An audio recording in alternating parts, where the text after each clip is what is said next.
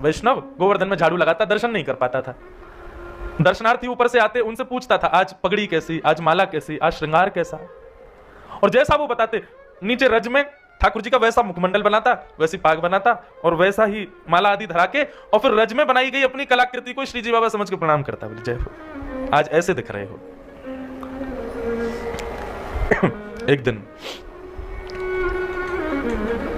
ठाकुर जी के हृदय में उससे मिलन की कामना उत्पन्न हुई, और जैसे ही उससे मिलन की कामना उत्पन्न हुई तो राजभोग के बाद जब सब दर्शन करके चले गए, पूरा गोवर्धन खाली हो गया, सब लोग जाकर शयन चले गए। 1-2 बजे सब सो जाते हैं दोपहर में।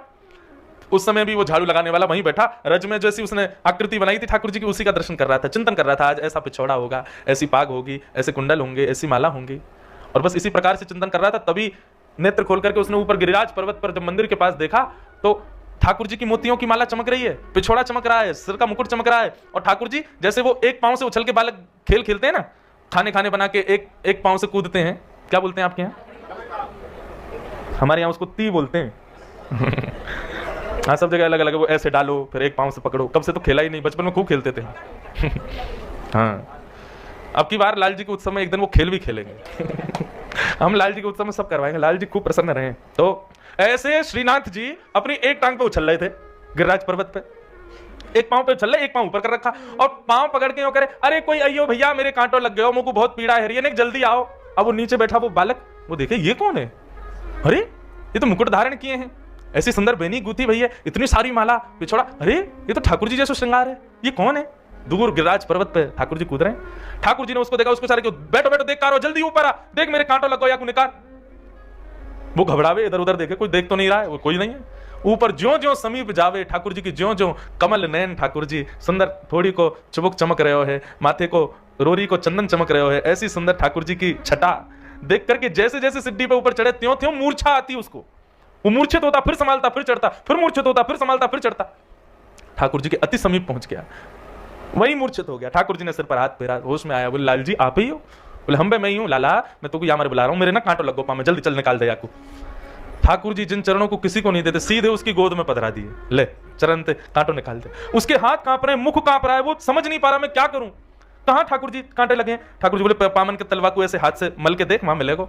ठाकुर जी के श्री चरण कमलों के तलवे, जहां पे वज्रांग कुशध्वज सरोवर हलांचनाड्यम उत्तुंग रक्त विलसन्नक चक्रवाल, देवता आदि कहते हैं जिसका स्पर्श किसी को प्राप्त नहीं होता, वो उस झाड़ू लगाने के वाले की गोद में देते। बोले ले धूड़ी भैया कांटो कहां है? वो देख रहा है, तभी उसको मिला, बोले हाँ जय मिल गए कांटो, बोले इसको निकाल दे।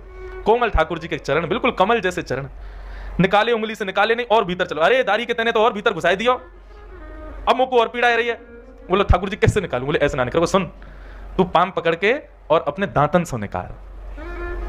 बोला मेरे प्राण निकल जाएंगे नाथ, इतनी कृपा मत करो। बोले तू तेरे प्राण ना निकलेंगे, मेरे निकल रहे हैं, जल्दी निकाल। जबरदस्ती कृपा कर रहे हैं उसके ऊपर, और वो कोई कांटा लगा थोड़ी है, बस उस पर कृपा करनी है ठाकुर जी को।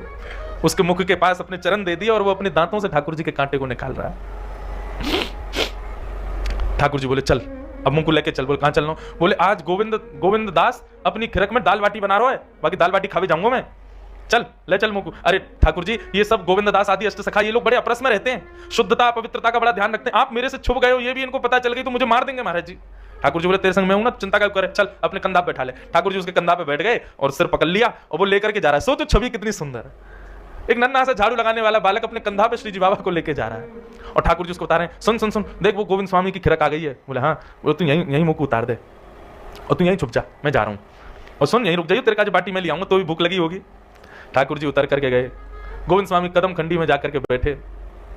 गोविंद दास बोले आगे जय जय। बोले हाँ आगो। अच्छा ये लीलाएं सबको नहीं पता होती थी, होती थी अष्ट सखाओं के साथ। राजभोग के बाद ही ठाकुर जी लीला करते हैं बंधु। ये वृंदावन में जो लोग सोचते हैं 12 बजे के बाद मंदिर बंद, ठाकुर जी सो रहे हैं, गलत सोच रहे हो आप।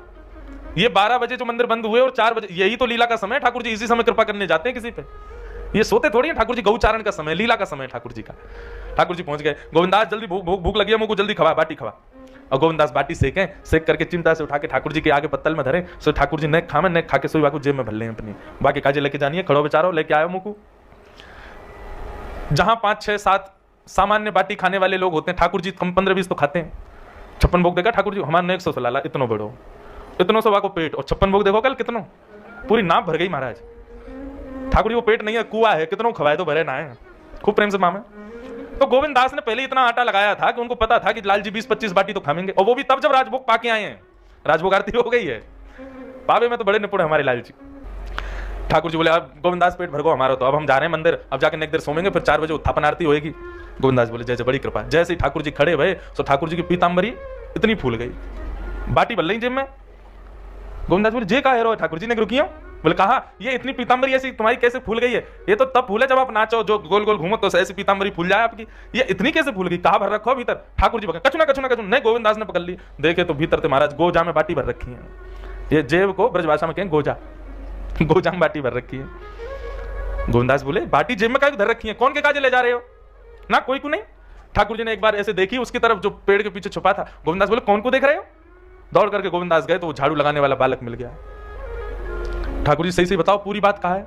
तो उस बालक ने कहा गोविंदास जी मैं क्षमा कर दो, मुझसे बहुत बड़ा अपराध हो गया, आज ठाकुर जी मेरे कंधा पे बैठ के आए।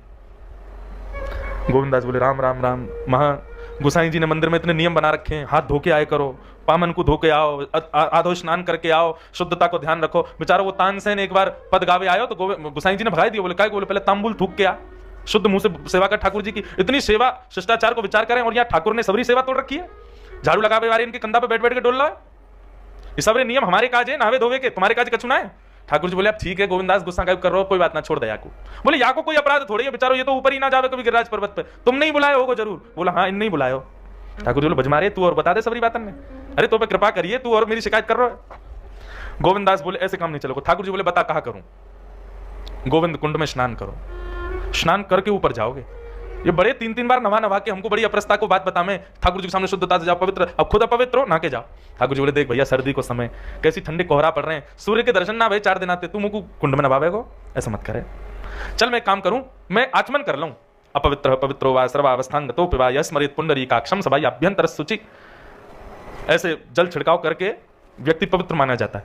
ठाकुर जी गए गोविंद कुंड पर जाके जल लेके अपने नाम से अपने आप को पवित्र कर रहे हैं। यस्मरेत पुंडरीकाक्ष सभाई अभ्यंतर शुचि। इतने में गोविंद दास पीछे से गए, धक्का दे दिया ठाकुर जी को, गिर दिए गोविंद कुंड में। ठाकुर जी महाराज गोविंद कुंड में डूब रहे हैं, तैर रहे हैं। बोले ए गोविंद दास तो देख लूंगा मैं आज। गोविंद दास की बात मान के ठाकुर जी बेचारे गोविंद कुंड में नहा लिए, दौड़ करके मंदिर में गए। जैसे ही उत्थापन आरती भई सो देखी ठाकुर जी के सर्वांगीण अंग से जल चुचा रहा है। गोसाई जी बोले जय जय, इतनी सर्दी। आपको पता है श्रीनाथ जी साल में 3 या 4 बार स्नान करते हैं बस, तो बाकी के दिन गीलो कपड़ा करके पहुंच दिए जाए। नेक्स्ट सब बालक है, रोज रोज नहावेगा तो बीमार पड़ जाए वो, इसलिए रोज रोज केवल पहुंचा जाता है। बाकी जन्माष्टमी, स्नान पूर्णिमा आदि 2-4 साल में दिन है, उनमें स्नान करते हैं। गोविंदास जी तो बड़े अंगीठी रखी, कंबल उड़ायो। गोसाई जी ने, गोविंदास जी आए, गोसाई जी बोले हे गोविंदा तेने ठाकुर जी को धक्का दे दियो गोविंद कुंड में? अच्छा तो पहले आके बता दे, इनने मैंने कहा किया है, अब मैं बता दूंगा आप क्या कर रहे। ठाकुर जी शाहरुख ने नहीं नहीं नहीं तू मत बता भैया, मेरी शिकायत मत करे भैया, गोविंदा तू मेरा प्रिय ना है, मेरी शिकायत मत करे। गोविंदास जी बता दी, बोले गोसाई जी ये झाड़ू लगावे वालों बालक है, वक्त कंधा बैठ के घूम रहे, इनने शुद्धता पवित्रता का विचार नहीं किया, इसलिए मैंने गोविंद कुंड में धक्का दिया। तब गोसाई जी लाल जी की इस लीला को सुनकर के बड़े प्रसन्न हो गए। बोले जय हो जय जय, आप बड़े कृपालु हो, कौन कौन पर कैसी कैसी कृपा करवे जामे आपके या भाव